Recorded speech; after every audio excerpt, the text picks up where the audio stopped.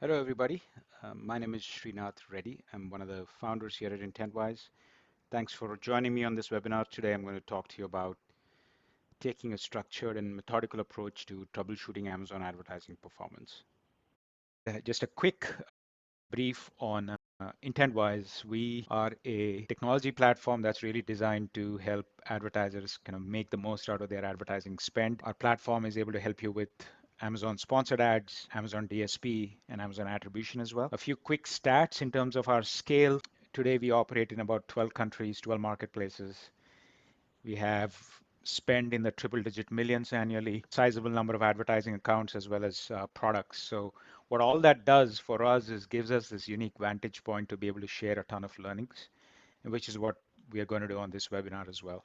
So why this topic? So before I jump in, I want to give you kind of a quick background on, why am I doing this webinar? See, we've been operating in this ecosystem for 4.5 years now.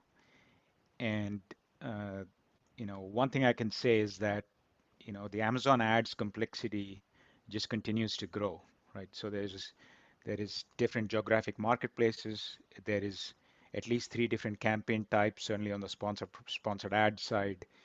Each campaign type has multiple levers, and we have not seen the end of this, and this keeps evolving every month.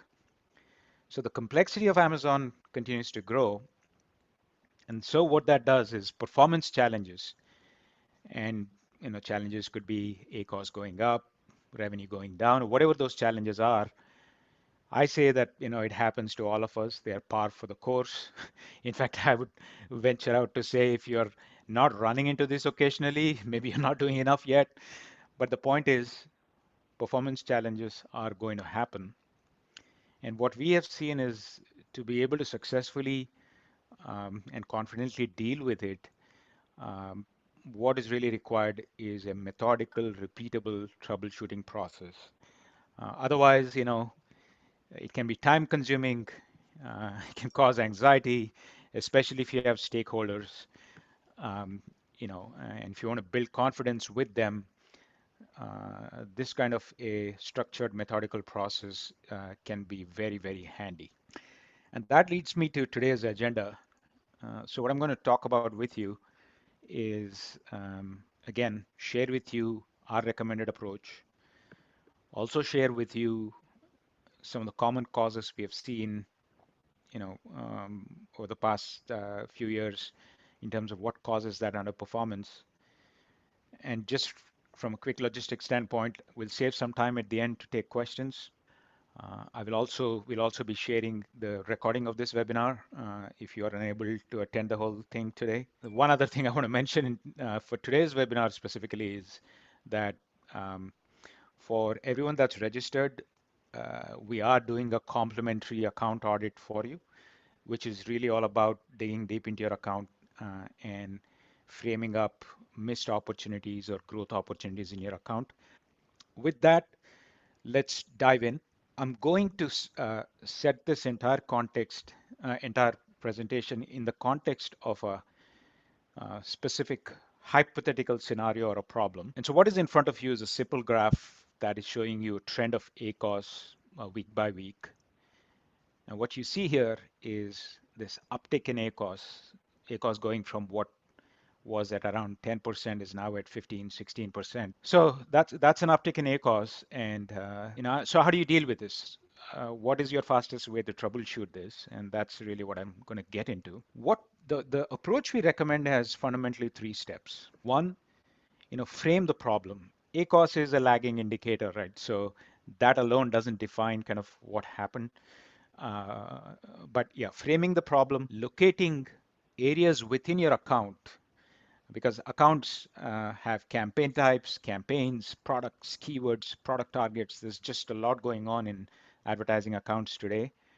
Locating and isolating those problem areas that are causing this, and then also digging deep and figuring out root cause. And I'll peel the layers on each of these in the next few slides. But what's also important along the way is what I call like building a storyline, building a narrative. Why is that important? That because it is important because that is your currency with which you're communicating with your stakeholders. Again, I will make this much more clear in the next set of slides. But A process, a three-step process combined with this discipline to build that narrative slash storyline is actually very essential. So with that, let's go step by step and I'll walk you through exactly what I mean in each of these. So framing the problem. Step one, when we look at performance and when we say, hey, there is underperformance, it's almost always in relation to a specific time period. So step one here is to say, hey, what time frames am I comparing? Is it last week over prior week, last month over prior month, this month over same month last year? Whatever it is, frame or pick your two time periods, the period where there's underperformance and a period where there that you're comparing with. Once you do that, the next immediate step we recommend is, at least at an account level, look at two metrics, spend and revenue, and frame the problem in those in terms of those two metrics as a starting point. So for instance, we just discussed, you're looking at two time periods where ACOS is up 15% compared to 10% in the previous period. You peel the layers and figure out, okay, what really is the problem here? And I would just begin with doing this at the account level. And you could come up with one of many different situations. So I've painted a couple of scenarios here. The scenario here is basically suggesting that, look, has stayed flat, but revenue has really declined, right? And that's the story, which is, hey, spend is flat, revenue is down. That's my ACOS. That's why my at the account level, and that's why my ACOS is up. Or it could be a slightly different story, which is spend has shot up, but revenue is flat, and that could also cause your ACOS to go up. Or maybe it's a combination of the point is though, step one, frame this problem so that that'll guide you in terms of your next steps, right? Is it a spend problem? Is it a revenue problem? Is it a problem with both uh, at the account level? Once you've done that, second step is really to locate the problem areas within your account. And we call this like a progressive drill down and drill down by each of these segments. We just discussed account level. I'm going to just touch a little bit on each of these. Campaign types. Again, there is 3 campaign types within sponsored products, but each campaign type has multiple subtypes now. So being able to drill down at individual campaign types, brand versus non-brand, let's say you were Apple or Nike. Well, Nike is a bad example. They're no longer on Amazon. But let's say you're Apple. All keywords, for instance, that have Apple in them would be treated as brand. Anything without the brand is obviously non-brand. Segmenting performance to understand what's going on in the account by that dimension. Campaign categories is another important one. You may have new campaigns launched for new products where your goals are very different from your core campaigns, but segmenting performance by that dimension. And then, of course, you all know campaigns, products, keywords, target. Now, let me make this a bit more real by taking an example of what does a drill down by campaign types look like. And I'll do that with an example. So what I mean by drill down at a campaign type is just like what we did with at the account level. Same drill down, but by campaign type. New spend, previous spend, change. Same with revenue and ACOS. And as you look at it, you realize that really what's going on is that there are 2 campaign types that have shot up in spend, and those are the culprits.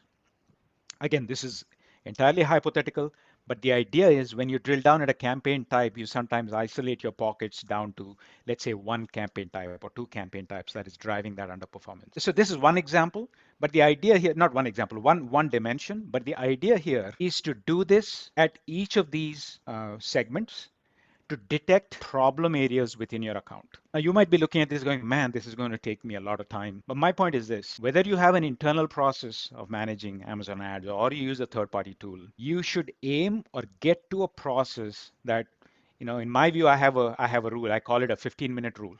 I am talking about 15 minutes of what I'd like to call segmentation or progressive drill down within an account to isolate all the problem areas. What internally, one thing we have, certainly the Intentwise platform itself is really designed to help you get this done very, very quickly. Whether you use our tool, third-party tool, or you have your own process, I do believe you should aim for a process that gets through this process within 15 minutes. Just to give you a quick glimpse on the Intentwise platform side in terms of what we have done to enable this kind of a diagnostic process and drill down, I'll just take exactly 15 seconds to explain. Here I'm in the Intentwise platform at a campaign level. These are campaign metrics, spend, revenue, ACOS, so on and so forth. All I have to do is pick the date calendar and hit compare. And when I hit compare, what I get is performance metrics by the two time frames. My two time frames are right here at the top. Of course, I can change those time frames if I want. I can even drop this into a spreadsheet if I want. But the idea is comparing performance between time periods. You should be able to do it very quickly, whatever tools you have at your disposal. And not only that, you should be able to segment and roll up performance too. So for instance, in our platform, all you have to do is go here and say, hey, roll up performance by campaign type, which is what I was talking about earlier. And you can very quickly get to this view, which is by campaign type. You can see all the metrics and the changes. And this data is rolled up by campaign type. Point being, having a process that lets you get through all of this in 15 to 20 minutes. The 15 minutes is kind of a made up number, obviously, but my point is uh, it's not something that should take very, very long, and it should be a repeatable process. But as you do this, what happens is you start to see a storyline. And this is what I mean when I say you got to frame up what you're finding. I'm going to paint a sample storyline, and I'm going to talk like I'm a journalist. So the lead of the story is that, hey, your ACOS has shot up by from 10 to 15%. But what are those pockets where we are seeing this problem? So your storyline would end up looking like this. Hey, look, at the account level, spend is up by 60%. At the campaign type, what we have found is really there's two campaigns that are culprits here, sponsored brand and product targeting. Non-brand spend has shot up. Oh, we found that there is three products that are now on crap list if you're a vendor, and they are no longer eligible for advertising. Or that there is four keywords that have really shot up in spend. Again, these are all made up points. But imagine having a disciplined process that does this every time there is a challenge. So that's what I mean. So when you're done with the step two, you pretty much know exactly what are those pockets or areas within the account that are driving that underperformance.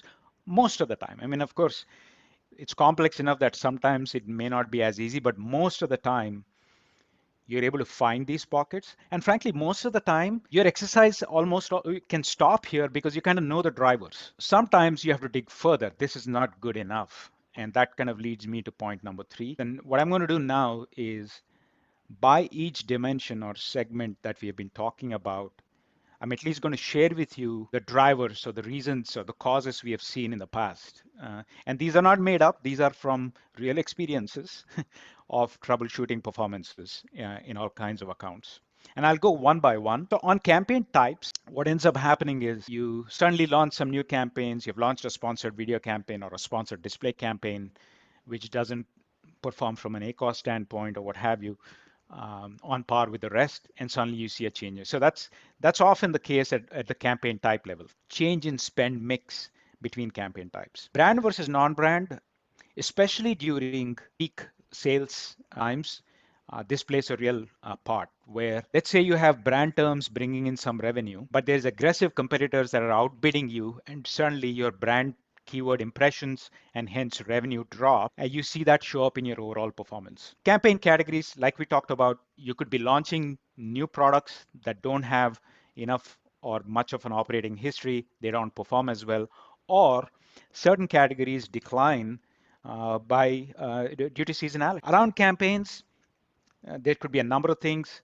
We have seen scenarios where people have accidentally paused or enabled certain campaigns. We have also seen scenarios where people have changed placement multipliers from being 0% to 300, 400%, and suddenly all of a sudden your CPCs are up in those campaigns. So we've seen those. Products, this is where they tend to be a lot of different scenarios, right? So we've seen umpteen number of times, again, if you're a 1P vendor, your top selling products suddenly become ineligible for advertising for a number of reasons. ASINs missing from campaigns. If you have a large portfolio of ASINs and you are playing with account structure, it's entirely possible for some ASINs to go missing from some campaigns. And if you don't have a process to analyze ASIN gaps within campaign types, you could run into that situation. Deal of the day, classic. Um, if you have auto campaigns with products in them and then suddenly there's a deal of the day running on a particular product, you will notice that the spend on those products in auto campaigns dramatically shoots up, but the revenue is not there. Price changes. There are certain categories in which Amazon has drastically changed price at certain times. Everything is the same, but order value is lower. So uh, that'll show up in your performance numbers. Inventory issues, I mean, for all of us over the last 12 months, I think we're all familiar with inventory issues. You could lose buy box. You may not be able to advertise certain product. Although on sponsored brands, automatic campaigns don't automatically stop if your product is out of inventory. You could still be spending money on products that are out of inventory, out of stock. And then the last thing on the products is changes in delivery dates. When delivery dates change, your conversion rates get impacted. When conversion rate gets impacted, your ACOS gets impacted.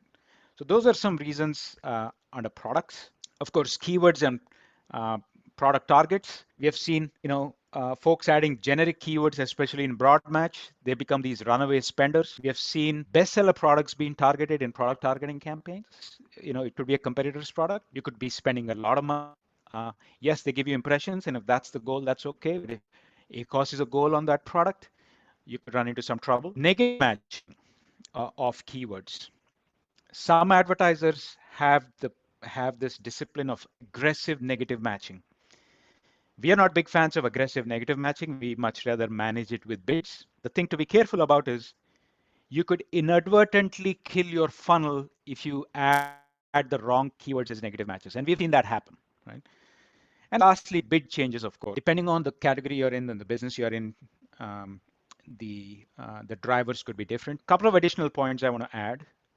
One, Amazon advertising revenue reporting is click date based. What that means is if you click on an ad today and buy a product 4 days from now, that revenue is attributed to today. And I say 7 to 14 days here because there are certain campaign types. For sellers, it's 7-day attribution. For vendors, it's 14-day attribution. So depending on what kind of account you have, keep that in mind. Point being, when you look back over the 7 to 14-day period, your revenue generally tends to increase and hence ACOS lowers a little bit. So just keep that in mind when you look at performance metrics. And then the other thing I want to say is, look, my entire scenarios I painted in this presentation obviously are centered around spend, revenue, and ACOS, which are highlighted in blue here. Obviously, there's other metrics. The math I generally want to share often is uh, ACOS is equal to average spend divided by conversion rate and average order value. And of course, each of those factors could be influencing performance. It is important to look at these additional metrics as necessary. I want to kind of summarize this conversation saying turning this into a standard operating procedure, whether you're an agency or a direct advertiser, can save you a lot of heartache, help you manage your clients and stakeholders much more effectively. The storylines, and I keep talking about storylines, the storylines are important because that's how you communicate uh, with whoever you have to communicate, clients, stakeholders, what have you.